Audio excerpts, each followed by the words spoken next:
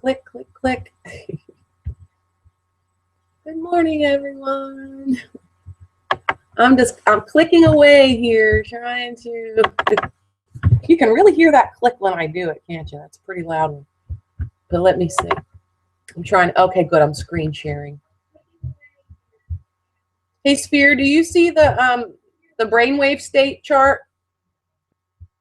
Oh, good. Perfect.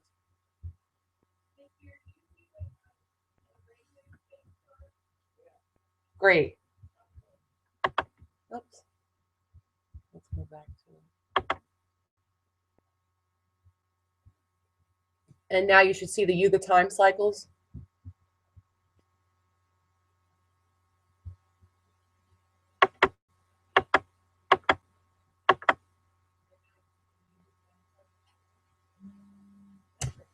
Well, awesome.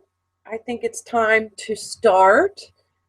Good morning, everyone, and welcome to class number 4 of our Benevolent Brainwashing webinar series. This has been really fun, and it's been a new experience for me, and I think I'm slowly getting better at this technology. So hopefully you guys have enjoyed it also, and we can do all kinds of more fun things in the future with this. So let's get to our content today.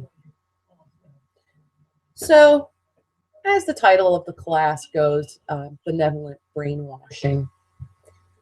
And what that means is we're trying to reprogram our own subconscious mind.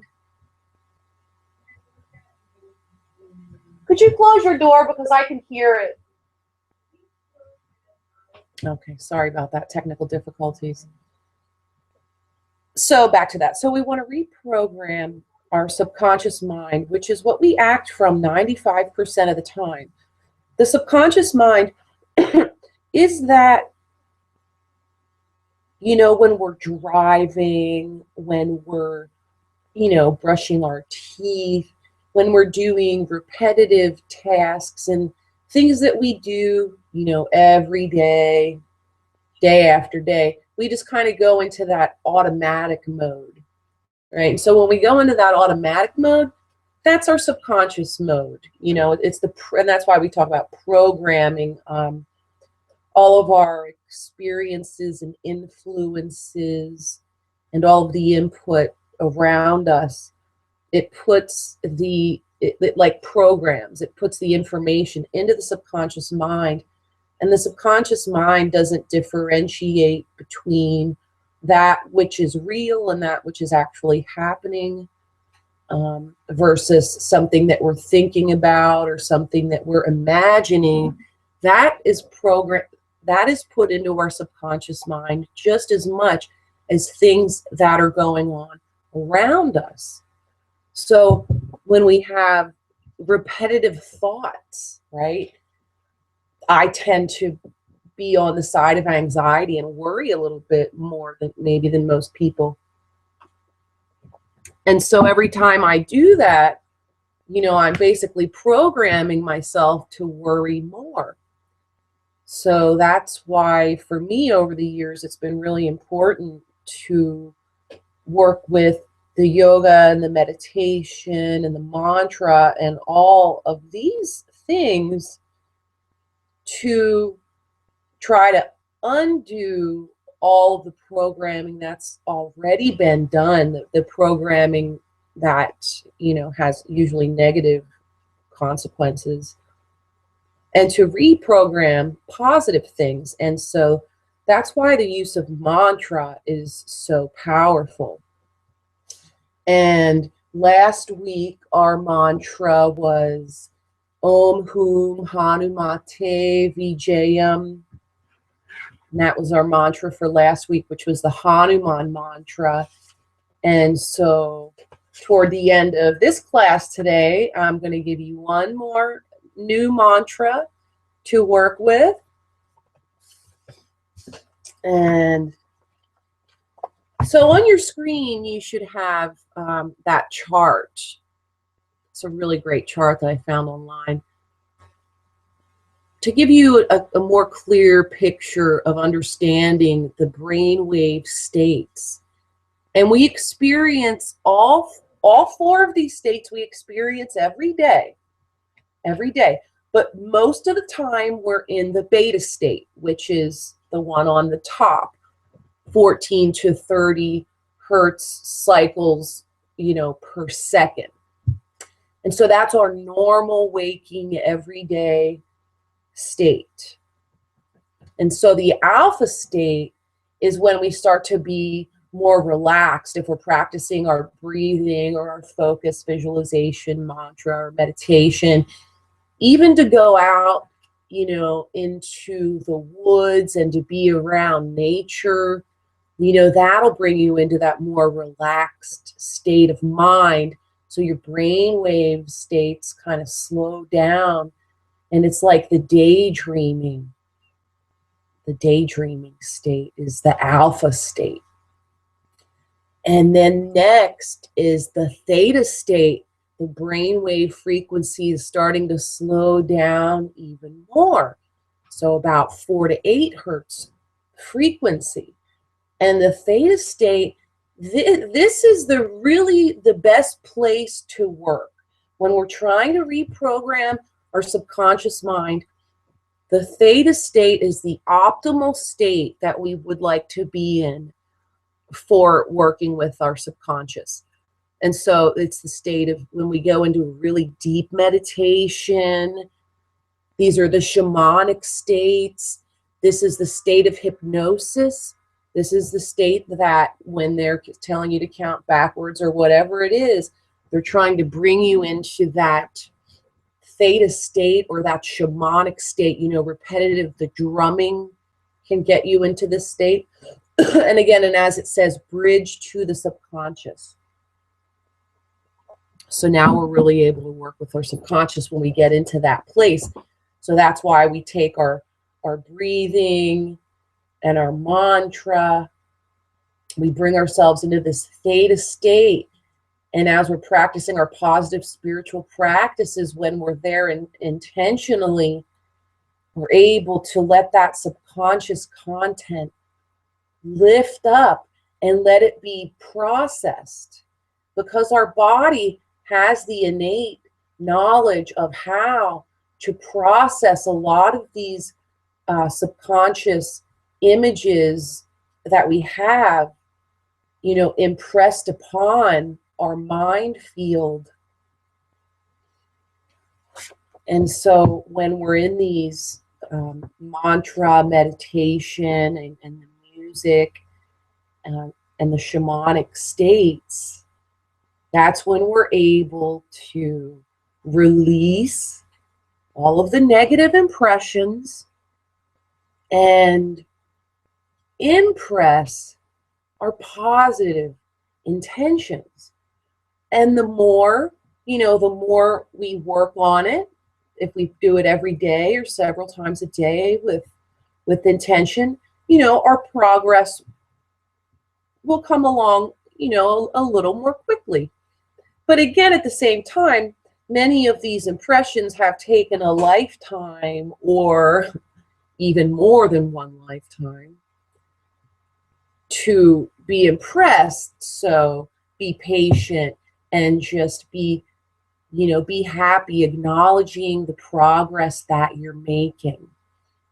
So we have to start somewhere, and we have to understand that, it takes time. We're learning to know ourselves, right? To know thyself. So I'm going to click over to me for a moment.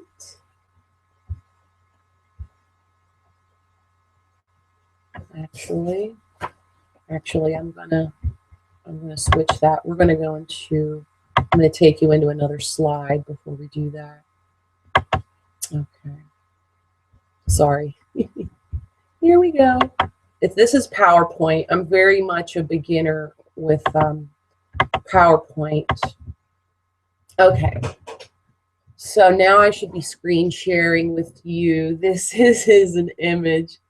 I know it looks a little creepy, but this is an image of the underworld.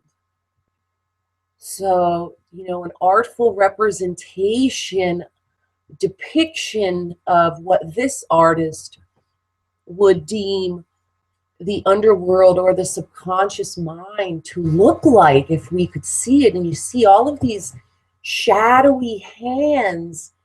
These shadowy hands are reaching out. And just imagining, you know, that like each one of these hands, it's a samskara or an impression, you know, and they have their own existence, and they're just reaching their hand up through the darkness to say, hey, I'm here, you know, recognize me, look at me, and lift me up and pull me out and let me transform. You know, and so that's what we're doing. So it's just kind of like a visual representation of all of these places in the recesses of our mind, the things that have been pushed into the dark, the things and the experiences and the thoughts that we don't like, they're unpleasant, whatever it is, for whatever reason, that we've pushed them down. And they're reaching up. And by working with these meditation and mantra and trance states, we're enabling, it's like we're grabbing a hold of one of those hands and we're pulling it up out of the darkness, and we look at it and we recognize it and we process it and we integrate it. You know, so this is about integrating all parts of ourselves. We have parts of us that are very light. We have parts of us that are very dark, just by the nature of existence here on planet Earth. We live in polarity. So there can be no good without evil. There can be no hot without cold. There can be no up without down. There can be no in without out. And so to recognize that and to accept all parts of ourselves and to welcome all of these parts of ourselves and to integrate them into wholeness. And that's what holistic really means, to be whole, to integrate all of these parts of ourself. And so as we focus on this image, I'm going to read a couple of paragraphs from Finding Our Way Through the Dark, the Astrology of the Dark Goddess Mysteries. So let's travel together to the underworld, to the world of our subconscious. Here we go. So healing takes place in the dark, during the absence of the moon's light, when the final phase of cyclic process does its work of completion and renewal. The wounded animal instinctively withdraws into the silent stillness of the dark, empty cave in order to heal itself. Likewise, the psyche requires that we go down into the depths of the unconscious in order to heal the soul.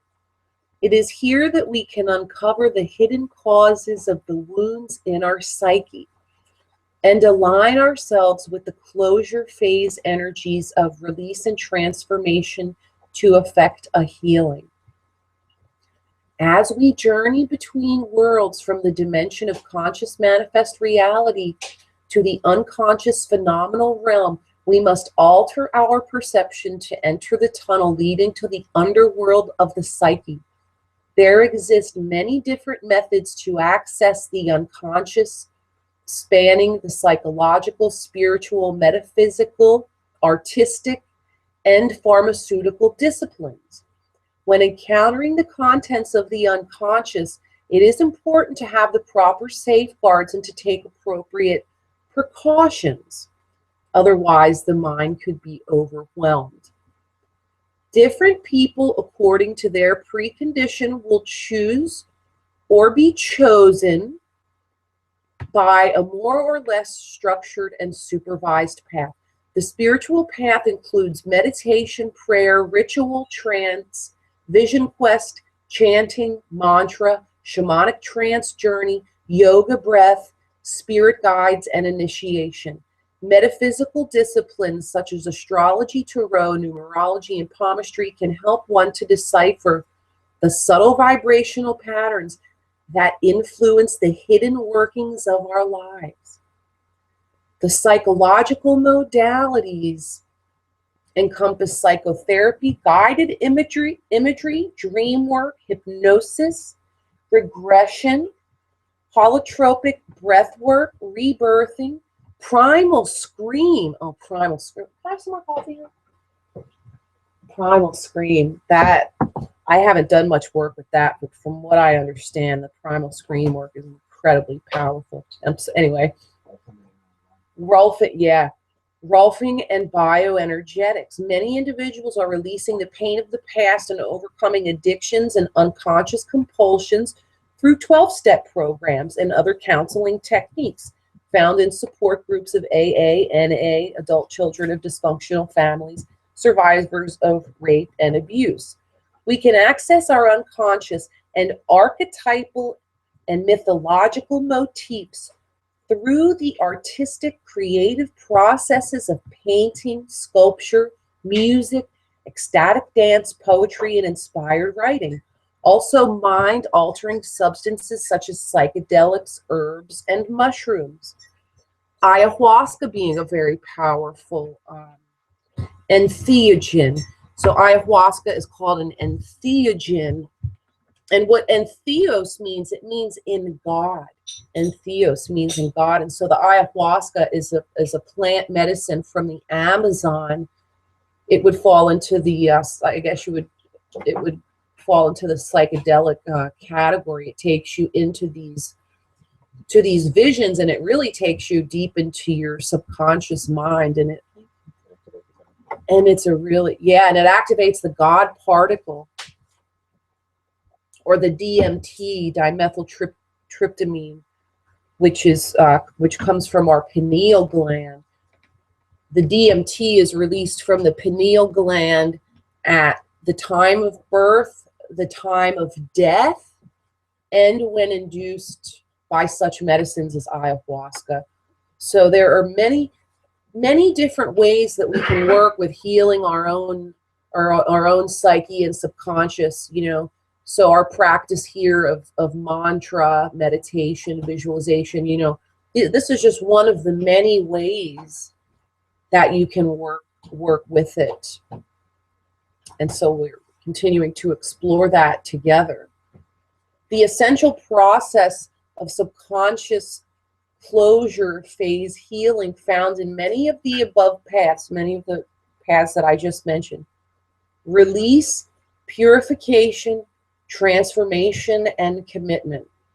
The first step is to recognize that there is a wound and to admit the existence of pain and confusion in our lives. Our conscious mind resists acknowledging that which threatens to overwhelm us. So let me say that again. Our conscious mind resists acknowledging that which threatens to overwhelm us. So as we look on upon this artistic depiction of the underworld or of the subconscious mind, these are very powerful energies. And so our conscious mind, it's a survival mechanism. Our conscious mind resists the processing of this content because it threatens to overwhelm the conscious mind, and so it's a protection. So there, there is great wisdom in the mechanism of our mind in that way, but it's as a double-edged sword. It wants to prevent us from processing all of this content within our subconscious. So our conscious mind resists acknowledging that which threatens to overwhelm us. And many behavior patterns of avoidance found in the 12th house, or the house of the subconscious, are manifestations of this denial. In fact, drug, alcohol, and other chemical addictions are coping mechanisms to numb painful memories and their corresponding bad feelings, thereby creating the illusion of well-being. When we take a drink or a smoke or a shopping, whatever manifestation it is, it's giving us that temporary release. It's giving us that temporary release, and it's only temporary. It can have its place, but we don't want to reside there. We don't want to reside in these places. So let's go back to our Yuga time cycles. So I presented this last week, and so in our yoga philosophy, the Vedic and the East Indian, Hindu cosmology, and also the Buddhists as well, there are the Yuga time cycles, which, they look at time on a very large scale. And so, as you can see, there are four ages of humanity. The Satya Yuga, which was considered to be the golden age, or the spiritual age. The Treta Yuga, considered to be the silver age, or the mental age. The Dvarpa Yuga, which was considered to be the energy age, or the Bronze Age. And we're descending as humanity, moves through these cycles.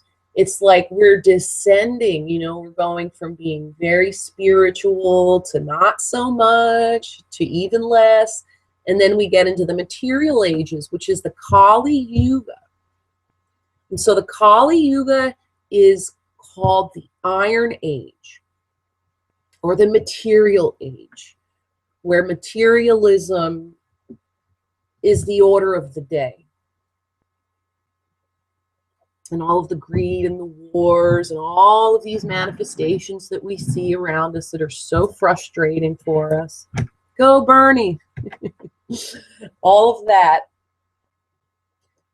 that's the Kali Yuga. So we are in, but we are making our way out of it, which is the good news. There are disagreements in the philosophical area of the time of the Yuga time cycles. About half of the people will say that we're just basically right in the middle of the Kali Yuga, or in the beginning of it even. But the teachings that I prefer, the teachings of Sri Yukteswar and Paramahamsa Yogananda's teachings say that we're actually coming out of the Kali Yuga into the Dvarpa Yuga, which is the energy age. So it's lighter. We're beginning to make our way toward more spirituality as we're leaving the Kali Yuga and entering the Dvarpa Yuga. I also tend to agree with that, because when you think of the age of Aquarius, that, again, some people will say we entered it 30 years ago. Some will say that we're just entering it now. but that there is that recognition that we are in or entering the age of Aquarius. And so to me, that would fall in line with Yukteswar and Paramahamsa Yogananda's theory that we are leaving the Kali Yuga and entering the Dwapara Yuga. So that would make sense to me, and it's definitely the more optimistic view, and we need all of the optimism that we can have these days. So mantra means mind free. So now let's just take a moment, just a moment for just a breathing meditation. So get yourself comfortable. Make sure, like, turn your phone off so you don't have any bells or ringers or dingers going on and off right now. So seated comfortably. Again, the subconscious mind doesn't know the difference between a thought and a reality. So we can totally use this to our benefit, which is another reason why it's so important for us to learn to control our thoughts and our mind, because we're continuously programming ourselves with our thoughts. So it's really important to try and cultivate good, positive thoughts. Not to deny our darkness. You know, that has led us into much trouble as well.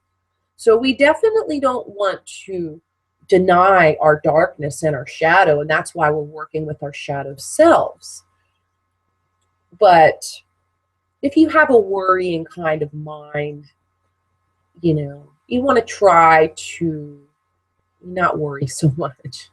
It doesn't do any good. But again, don't deny, you know, these negative and dark parts of ourselves either. So it's a balance. It's really a balancing act that we want to do, just like the yin and the yang. I wish I had that image now. The image, you know, of the yin and the yang. There, it's the circle with the black, and it has the dot of white, and then there's the white, which has the dot of black, and that's representing the feminine and masculine polarities, but each has the seed of the other within it, and it's balanced. So that's a really great way to look at that. So sitting comfortably, just closing your eyes, breathing long and deep through the nose into the belly. Let your shoulders be right over your hips, and your heart is lifting, so your spine is long and tall. And then as you inhale, imagine all particles of beautiful sparkling light on the inhale. And then on the exhale, imagine that it's like a dark black smoke on the exhale. So breathing that visualization for a moment or two. Inhale, bringing in all particles of light. All of these light particles are going in and lighting up the different parts of your mind. And then exhale, dark, like a black smoke. Inhaling light. Exhaling dark.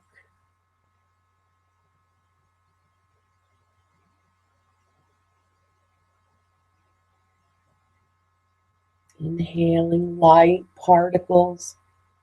Exhaling dark smoke substance.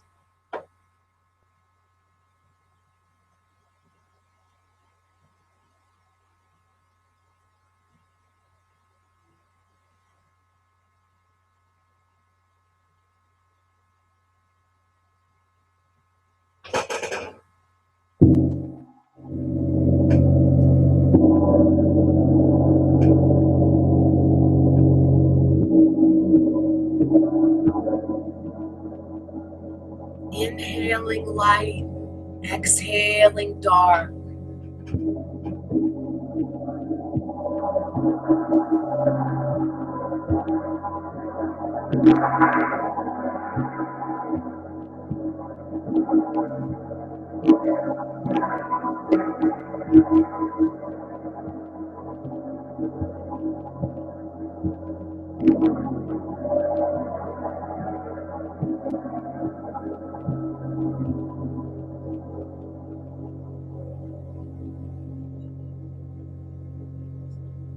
Inhaling light, exhaling dark.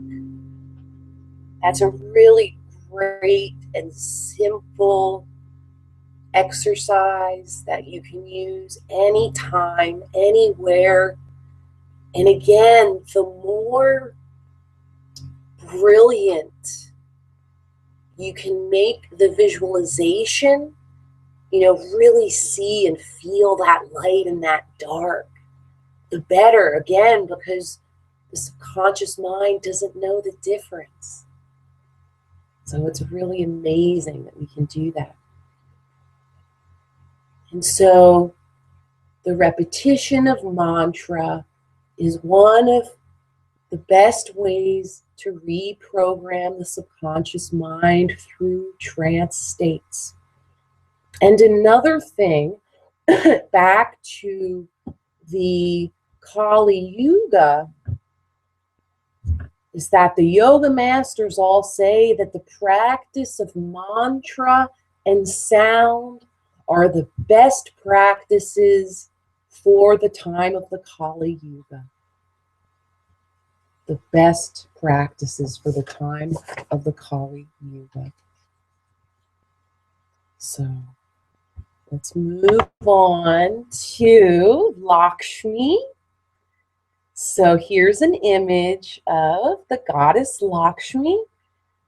She's the beautiful goddess of abundance and prosperity. Hallelujah. We need some Lakshmi in our lives. I certainly do. So the goddess of abundance and prosperity in all of its forms. We might have plenty of money, but maybe we'd like to have a wealth of friends and good relationships. Whatever it is that enables you to feel prosperous and abundant. And so it can come in many, many forms. The form of, wealth and money, prosperity being one of them. So good fortune, she would represent anything that would come under good fortune would be Lakshmi. And so, Om Shreem Mahalakshmiye Namaha. We're going to chant that together 108 times in a moment. But before we do, I'm just going to click onto me for a moment to give us some other, to give us some other, I didn't put makeup on today, sorry about that. One of those days. So to give us some more knowledge about mantra and how it works. So we've talked about it from the standpoint of programming the subconscious mind through repetition, and getting ourselves into those the alpha and theta states. And also another bit of knowledge for you in the area of mantra is that the yogis mapped all of this out. And this is all scientifically provable today. So this is what we refer to as a spiritual science. Spiritual science. Kind of sounds like they're oxymorons, but they're really not. Hundreds of years ago or thousands of years ago, there was no differentiation really between the two. Anyway, that's a whole long discussion. But we have 84 meridian points on our palate, our upper palate, right? All along, all in there. So that upper palate has 84 meridian points. And so when we're chanting many of these mantras and we're making these sounds, you know, Om Shrim Hrim Klim Ganeshwaraya Brahma Rupaya Charve Sarva Siddhi Pradeshaya Vigneshaya Namo Namaha. We're tapping that upper palate with the tongue in these certain repetitious patterns. And it's like we're hitting and we're tapping these meridian points repetitively. So we're tapping it and tapping it and tapping the different points along the upper palate. And as we're doing that, it's sending signals to the brain and opening up these different energy channels and these energy pathways. So every time we're chanting, it's like the mantra is a code, you know, a formula. And many do refer to mantra as, they'll call it scientific sound formula, right? So there's scientific sound formulas that are tapping the 84 meridian points or pressure points at the upper palate. And so we're reprogramming in that way too. So you see all of the different ways that mantra practice is covering the bases of reprogramming our own mind. So through the tapping of those meridian points and sending the codes and sending the signals to the brain through the repetition of the mantra, through the sound frequency of the mantra itself, right? Through the fact that you're basically kind of hypnotizing yourself, bringing yourself more into the alpha and theta states for reprogramming. So all of these different ways, we're centering the consciousness, reprogramming our subconscious, integrating go back to that image, that kind of creepy, I think it's beautiful, that image that we had a few moments ago of all of those hands reaching out in the darkness, you know. So also imagining as you're practicing your mantra meditation and all of that, that you're pulling, lovingly grabbing the hand of that shadow that's within you. You know, the angels and the demons reside within us. And we want to, many times, you know, we want to embrace the light part and the parts that we like about ourselves, and we want to push away the other parts. And they don't want to be pushed away, you know, and that's understandable. But we can integrate all of the parts of ourselves to be whole. And that's what holistic means, is to integrate our darkness and our light, you know, just like the yin and the yang, right? So, so now again, so let's do another practice. I would recommend using that light and dark breath for the rest of the week as you practice your Lakshmi mantra. You know, anytime that you're thinking about it, when you're driving, when you're working, you know, inhale light and exhale dark.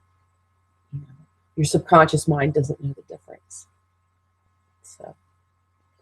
So I'm going to click back onto Lakshmi now so that we can look at her image. So she is the goddess of good fortune, abundance, and prosperity. So we're surrounded by spiritual energy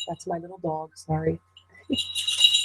Bringing us into the beta, or sorry, into the alpha and theta states, the states of trance, hypnosis, and it is from that point that we are able to lift up the negative impressions, and that we are able to plant the seeds of new and positive impressions.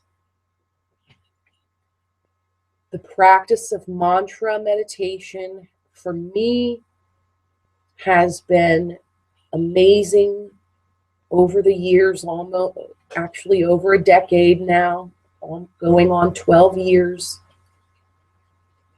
And it's really, really helped so much for my own mental state.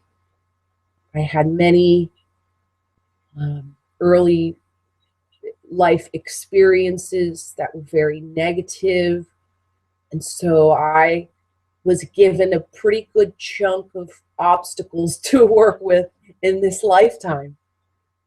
And so the mantra has really been huge for me in lifting much of that dark shadow content.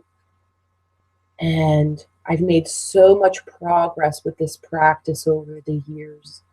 I certainly still have a way to go. You know, it's like peeling the layers of an onion. We peel a layer back, and then, oh, there's another layer, more subtle and more refined. So, bringing ourselves into a state of purification, state of wholeness. So I'm going to try to click back on to me. Ah, there we are. There I am. So that's our mantra for our final class here. Om Shreem Mahalakshmiye Namaha. Use that for the week. Continue the practice of trying to brush your teeth with your non-dominant hand, or other ways that you can find, you know, to kind of, you know, break up the programming and interrupt the programming that we do. So I guess, gosh, that hour really flew by. So namaste to everyone, to Kate and Lonnie and Sphere and Leon and Bevan and everyone that's participating.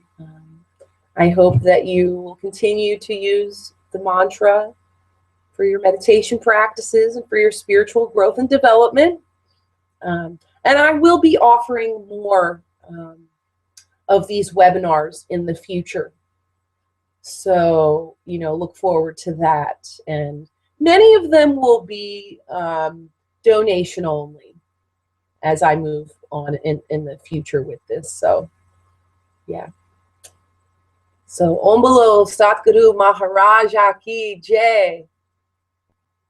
The Guru is within you. The Guru within you has always led you and always will. Namaste. Love you guys. Bye-bye.